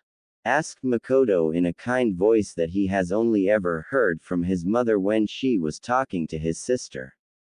"Well, I guess you could say that I have no parents or family," said Naruto. After saying that, he proceeded to tell the Uchida family about how he is treated at home and how he is treated by the villagers, while leaving a few choice things out such as him knowing about Yuki and becoming a god, etc. Once he finished telling them his story, he was suddenly bombarded by a fast-moving Sayuri hugging him as if he would disappear if she were to let go. Tears were rolling down her face while she desperately tried to form coherent sentences. Makoto was also crying while feeling extremely angry at the woman she once considered to be a sister. Fugaku was shaking in rage as a few stray tears cascaded down his cheeks. His rage at his best friend could not even be described with words. Itachi was torn between contorting the poor boy and going off to at least relieve the Hokage of a few of his limbs. The only thing that stopped any of them from having a private audience with the Hokage and the rest of his family were Naruto's next words. "Is this what it's like to have a family? Is this what it's like to feel the love of a parent?" asked Naruto as tears went down his cheeks like a river. His voice was cracking due to how emotional he was feeling. his overshadowed by his bangs which only made him seem more fragile. These people were the first humans to ever see him like this. Since only those whom Naruto trusts ever see this side of him. For this is when he's most vulnerable. The Uchiha's response was to simply hug the boy and comfort him in his brief moment of weakness. It seemed as though Naruto had finally found a family that he could call his own. That night Naruto didn't go back to Namakazi compound. That night Naruto finally knew what it was like to be a part of a family that actually wants your continued existence. Flashback no Jutsu Kai. Since then the Uchiha family has always considered Naruto as one of their own. Now some would think that if this were true then he wouldn't have injured Fugaku or have trapped in hell of his own creation. Which is exactly why Naruto made sure not hit Fugaku too severely with the Shinra Tensei, and when he sent Fugaku into the world of Tsukiyomi he made sure nothing happened to him and simply placed him in a coma-like trance that would awaken him the same moment the others awakened. Which just so happened to be right now. Slowly, one by one each person started to awake from their comatose state. It was then when the effects of what Naruto had done them were revealed. Tsunade was looking around fearfully as though anyone in the room would be capable of ending her life then and there. Tsume Inuzuka was frantically clawing at her face muttering out incoherent ramblings. Choza Akamichi attempted suicide along with Jiraiya, who both kept on muttering that they would rather be dead than live with those memories, but were stopped by the Anbu within the room. Fugaku seemed as though his spirit was broken and remained unresponsive to the world around him. Genjutsu. However, the Yondaime and his family were the worst off. Minato had begun to create explosive seals with his chakra that were replicated throughout the entire village, throughout the homes of those who tried to kill his son, and one enormous one above Konoha. The seals were high-powered explosives that if they had gone off would have blown Konoha right off the map. While Kushina was providing him with the sufficient chakra to accomplish such a feat. Of course they were stopped before these explosives could go off by the Sandaime. One quick chop to each of their necks and they were out once more. Unfortunately for the family, the daughter was probably the worst off. Hikari had woken up, and when she saw everyone in the room she did the last thing anyone would think of. She smiled. Everyone in the room slowly started to back away from her. Even Sayuri was scared at this point. What had Naruto done to her if she was smiling after being in Tsukiyomi for all this time? Hey Sayuri-chan, why are we in the hospital and where is Nisama? Asked Hikari in an innocent voice as if nothing had happened to her. It was as if instead of being tortured like the others were, something else happened, almost as though instead of pain and suffering she was give forgiveness. Hikari, what are talking about? Don't you remember what happened a week ago? Asked Sayuri with confusion etched into her face. Did Naruto really decide to forgive her for everything she had done? For Naruto to forgive someone is rare, especially when that someone is somebody who contributed to his loneliness. I remember Naruto Nisama leaving the party early, but that's it. Said Hikari with complete honesty. Her eyes betrayed nothing and neither did her body language. She truly remembered nothing from after the party. However, Sayuri noticed that Hikari was calling Naruto Nisama now instead of Oni-chan. She would have to investigate later. Too bad they didn't ask about her memories from before the party, because then they would know exactly what Naruto had done to Hikari, and while it may have been good for her, it was in no way good for Minato or Kushina. Oh yay, they were. Flashback no Jutsu. Hikari's time in Tsukiyomi. At first she suffered just like all the others that had looked into Naruto's except for Fugaku, but she didn't know that. She was forced to remember how she treated her brother when she was 8 years old. That was when she entered her bratty stage. She was forced to remember all the insults she said to her brother and all the times she tried to get Sayuri to stop being friends with him. It was heartbreaking for her to witness, but she could only imagine how her Oni-chan must have felt. I'm sorry. I'm so sorry, Oni-chan. This is all my fault. Please forgive me, Oni-chan. I deserve any punishment you see fit. I'm so sorry, cried out Hikari as she tried desperately to end the images of pain assaulting her mind. She even went to the point of grabbing one of her kunai and attempting to slit her own throat until a hand came and stopped the blade. When she looked up, she noticed that the hand that saved her belonged to the one she was begging for forgiveness.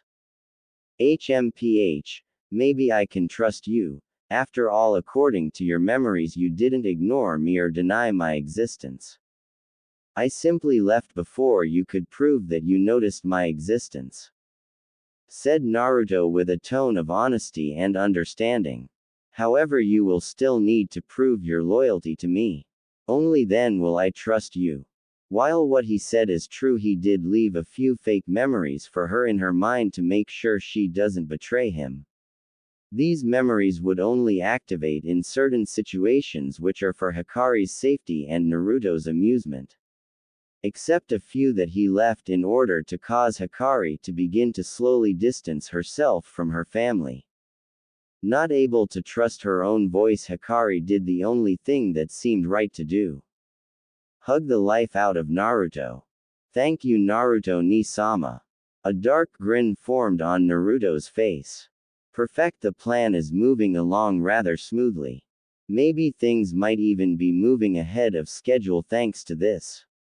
And with that, Naruto removed the memories of what happened here from her mind while leaving behind the suffix she now had for him, knowing that Sayuri would notice and figure it out in time. After all, she was a major part of his plans for Konoha. Flashback no Jutsu Kai. Time skip. After many sessions with Inoichi. After some sessions with Inoichi, it seemed as though Minato and Kushina along with the other 5 ninjas were finally able to resume to their duties. Luckily for Minato, Hiruzen Sarutobi had been subbing in for him during his brief absence so that the civilian council could not take advantage of Minato's absence and attempt to gain more political power for themselves. He was able to prevent information of Naruto's escape from getting out, but who knows how long that would last. At least they couldn't brand him as a missing nin since he was still a civilian at the time of his escape. However, once Minato returned to work, his focus was not on the hellish paperwork in front of him but on more serious matter entirely. His son. How had he become so powerful? How had he gained those eyes? But more importantly, how had he and the rest of his family ignored him for so long? How was it that they had only noticed his existence once Hikari had pointed it out to them only a few weeks ago? And why was it that Hikari had only decided to point it out then instead of before? I should probably see Inoichi again and have him check my memories for evidence of some kind of outside intervention. After all, that is the only logical explanation for this. So with that final thought, Minato cancelled the rest of his appointments for the day and headed towards the torture and interrogation department. He needed answers and he would get them. At the T&I department a few minutes later, Minato had just arrived and was silently hoping that Inoichi wasn't busy with an important interrogation. If it wasn't important, then he just leave it to Anko or Ibiki to break the man or woman. Lucky for him, Inoichi was currently lying back in the relaxation room that is reserved for those who had just come back from an interrogation. Hey, Inoichi, got some time to spare? Asked Minato in a serious tone, which meant that at this moment Inoichi would have some time to spare for him whether he wanted to or not. Of course, Hokage-sama. What is it that you need from me? Asked the Yamanaka with an air of complete seriousness. If the Hokage was asking him for something, then he must have needed some memories to be revisited. And if he needed that, then this was bound to be important. As you have probably already figured out, I need you to check some of my memories to see if you can find anything that would have caused to have neglected my son for this long. Stated the Hokage, since this was no time to be subtle. Of course, Hokage-sama. If you would please sit down and tell how far back you want me to start searching. Knowing how far back he would need to start would help immensely and cut down how long it would take for him to find what he was asked to. Begin at around the time of the KI and work your way from there, but stay away from the bedroom, am I understood? Stated the middle-aged Kage with a blush at the end. Oh, of course, Hokage-sama. And with that, Inoichi entered Minato's mind. Inside Minato's mind was rather unique, to say the least. His mind appeared to have the outward appearance of the Kage office, except instead of furniture there were numerous boxes filled with files. Luckily, each file was dated, so Inoichi was able to begin rather quickly. It wasn't until he had reached the file that contained the memories of the week after the KI that he noticed something off. He decided to dive in further in order to confirm his suspicions. Flashback no Jutsu. 1 week after the KI in the council chambers. Currently, Minato was at a meeting with the clan heads, civilian council, and the elders. So far, most of the meeting was taken up by the civilian side, calling for the execution of the demon brat. Minato was rubbing his temples with his index and middle fingers, trying to ward off the headache that was threatening to unleash itself. Shut up. The next person to even call my son a demon will have a kunai thrust into their brain before you could say Hokage. Am I understood? In fact, don't even speak, just nod in confirmation. I'd rather not hear your useless voices. Yelled out Minato in annoyance. Honestly, why the hell did they have a civilian council? The entire council nodded in understanding, though some did so more hesitantly than others. Danzo was the only one of the civilian council that did not see Naruto as the demon he held inside of him. No, he saw the young Jinchuruki for what he really was to him. The boy was a weapon that would be perfect for his root program. He knew that the fool of a Kage would never allow him to simply train the simply because he would be more loyal to Danzo than he would to him. So a more elaborate plan was needed. One that would end with Naruto going to root while Minato was none the wiser.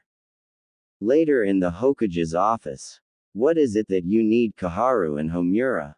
Asked Minato. These were one of the few people on the council that were no longer ninja that Minato actually trusted.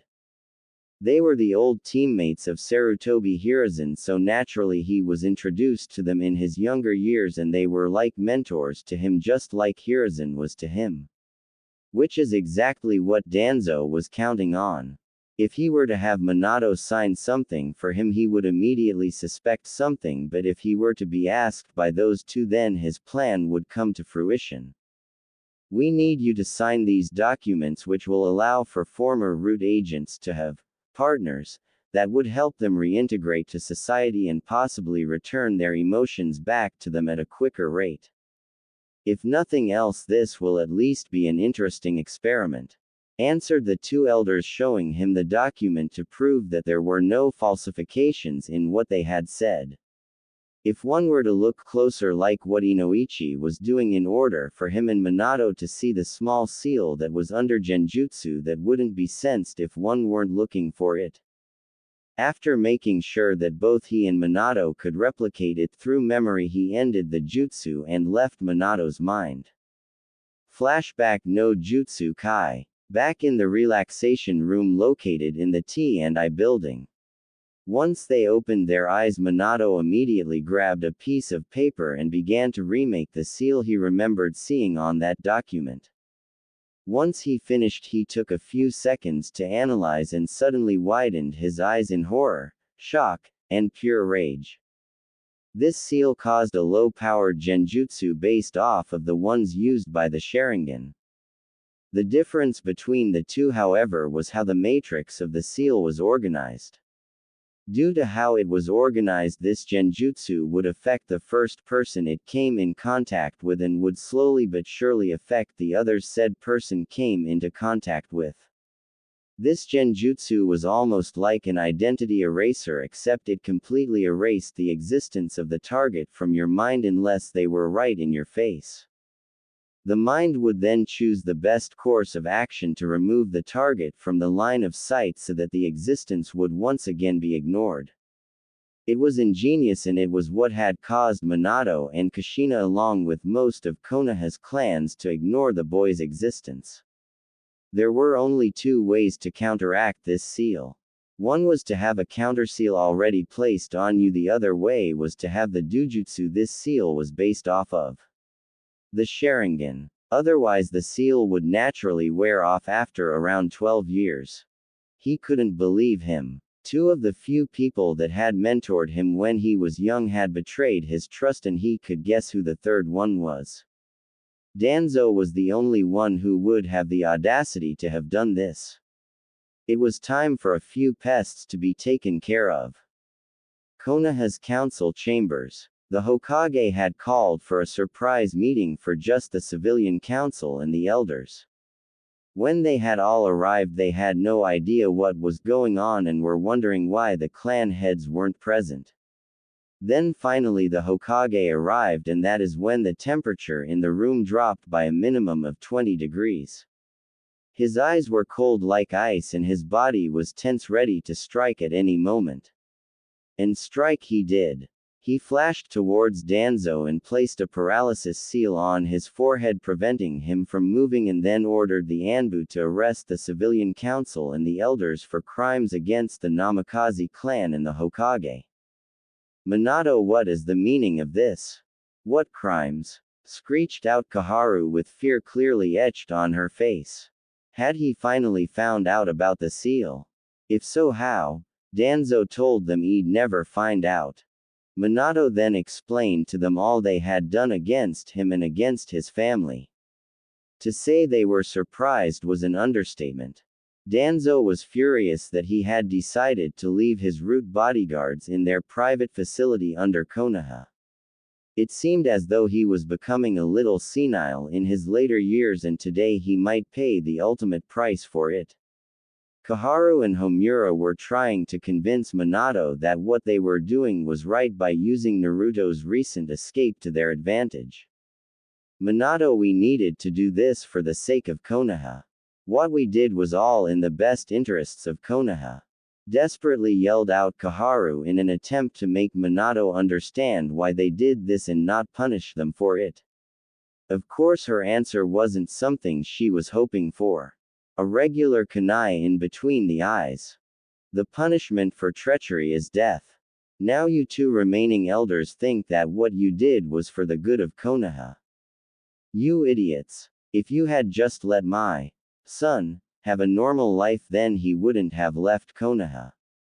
He wouldn't hate us, and he would have been the best ninja this village has ever seen.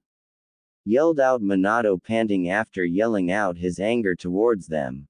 Naruto was the child of prophecy, but thanks to your idiocy we have not only lost him but we have made him into our enemy. Now all of you are to be publicly executed later today, well, everyone except for you, Danzo. Can't afford to let you escape with you root agents, so I'll just kill you now. With that, Minato flashed towards Danzo and began his execution. He began by cutting off his right arm, then proceeded to cut him in half from his waist down. After that he threw the remaining upper body that was somehow still alive and threw it in the air, where it proceeded to explode in a shower of ink. Shit. This was a decoy. Anbu. I want two of you to take the remaining civilian council to the T&I building to see what we can get out of them before their executions later today. The rest of you get any other Anbu and Junins that are within Konoha's walls and have them meet me here immediately. And if I find out that either of you two have accepted bribes from the council for any reason whatsoever, you get the honor of joining them with their executions. Understood. yelled out Minato. Hi. A few moments later. Now that you're all here, it is time for your mission details. Danzo has proven himself traitor and we must eliminate him along with his root subordinates. Each and every one of you will be carrying one of my signature Hiraishin kunai. You are to locate any root facilities you may find, and once you do find one, you are to throw that kunai to summon me. I will then proceed to eliminate any threat that presents itself while you continue looking for Danzo. If you throw the kunai and I do not appear, it means that I am currently in combat against several root or am fighting Danzo himself. So make sure you throw the kunai somewhere you know T-cable and that you throw it silently so that you are not discovered by the enemy. You then wait for either me or my wife to arrive. Am I understood? Explained Minato as he was handing each one of the Konoha nins one of his kunai. Kushina cannot perform the Hiraishin herself, but she is able to teleport to one of the kunais if Minato sends her there instead of going himself. Hi. Responded all of the Konoha nin in the room. Alright, now let's go cut off some parasitic roots. And with that they were gone while Minato and Kushina, imagine her in her Junin outfit, were sitting down. Once they were sure they were alone, they broke down crying. Even though they still hadn't neglected Naruto of their own free will, they still blamed themselves for this. If they had simply noticed the seal or the strange changes in their thoughts of Naruto, then this would have never happened. They just sat there waiting for their chance at revenge. And silently hoping that when they told Naruto this, when they next see him, that he would forgive them. If they ever see him again, that is. Back with Naruto just before arriving at Kiri. Man, those bandits' screams of pain and misery were music to my ears. Especially when I was slowly rotting off his minuscule when I caught him raping an innocent girl. Nothing quite like it, stated Naruto with an unnerving smile on his face. Haku and Zabuza were used to this by now after witnessing Naruto eliminate at least 3 bandit camps on their way to Kiri. For some strange reason that she couldn't explain, Haku felt strangely turned on by Naruto's show of strength and dominance. Still unknown to her, Haku was more of the submissive type when doing the naughty, but she would find out eventually. Not that Zabuza knew any of this. Thankfully, or I'd be dead right now and you readers wouldn't get any more updates. Kid, you are more up in the head than I am. I'm so proud of you, stated Zabuza as he wiped a fake tear from his eye. Yup, they were a group of up people and they wouldn't have it any other way. They noticed that there was movement all around them and they prepared for an attack. Well, Zabuza and Haku did. Naruto was still walking ahead while eating a random stick of Pocky that seemed to have appeared out of nowhere. Hint hint, all of a sudden 2 ninjas revealed themselves. One had an eye patch over his left eye while wearing the standard Kiri colors and designs. He had short brown hair and seemed to be around 40 years old. The one next to him seemed to be around Naruto's age. He had a large sword strapped to his back. He wore the traditional Kiri uniform for someone his age. The noticeable feature were his teeth. They were sharp like Zabuza's, meaning he was one of the 7 swordsmen of the mist. Who are you and what are you doing here? Asked the elderly Kiri nin, not noticing the presence of Zabuza and Haku. Fortunately, his younger companion did. Zabuza-sensei, is that you? Asked to unknown swordsman. Yay, it's me, Chojuro. What's it been 7 years since I left to get some supplies and reinforcements? Asked Zabuza rhetorically with a hint of guilt. Yay, we all thought you were dead, including Mei-sama. Do you know how badly you hurt her when you didn't come back? Yelled out Chojuro with a rage, since he saw their leader Mei as a sort of parent figure. I know. I'm sorry I didn't come back, but you'll be happy to know that I got us enough reinforcements to take out Yagura within the week. Responded Zabuza. Really, where are they? Are they camping somewhere behind you? asked the elderly nin. Actually, you're holding your kunai to his neck right now, which I would advise removing if you value your continued existence, ninjin. Responded Naruto, who was silently eating his pyaki throughout the entire conversation. The name's Naruto Okami, at your service, and I'm here to take care of your turtle problem. Said Naruto with a dark grin on his face, which promised great power and suffering to the one he was talking about with his masterful subtlety. Cough cough sarcasm.